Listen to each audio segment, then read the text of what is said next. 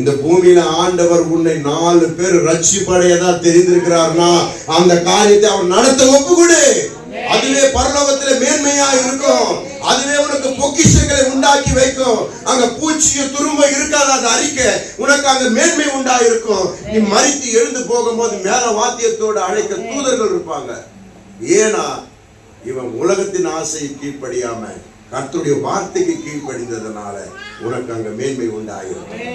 நீ தேவனுக்கு சொல்லுக்கு கீழ்ப்படிந்து நடந்தேயானால் பரலோகத்துல யோவான ஸ்தானங்களை காட்டிலும் நீ பெரியவனாயிருப்பாய் என்று ஆண்டவர் சொல்லுகிறார். அப்ப அவனோடு நான் பெரியவனா இருக்கணும், அவனோடு பெரியவனா இருக்கணும்னு சொல்லி போட்டி போட்டு ஓட கற்றுக்கொள்ள வேண்டும். ஒரு பந்தயத்தில் ஓடுகிறவன் ஒரு பந்தயத்தை பெறணும், பரிசை பெறணும். சும்மா ஓடக்கூடாது, பரிசை பெற்றாக வேண்டும் என்று வைராக்கியத்தோடு ஓடணும். அப்படி ஓடுறதுனால யோவான் ஸ்தானங்களை காட்டிலும் நான் பெரியவனாய் மேல சொல்லப்படணும்னு சொல்லி அவர் வார்த்தைக்கு கீழ்ப்படிந்து ஓட கற்றுக்கொள்ள வேண்டும். அல்லேலூயா. பண ஆசை எல்லாத்துக்கும் வேறா இருக்கும், எல்லாத்துக்கும் வேறா இருக்கும். அந்த பண ஆசையை விட்டுணும்.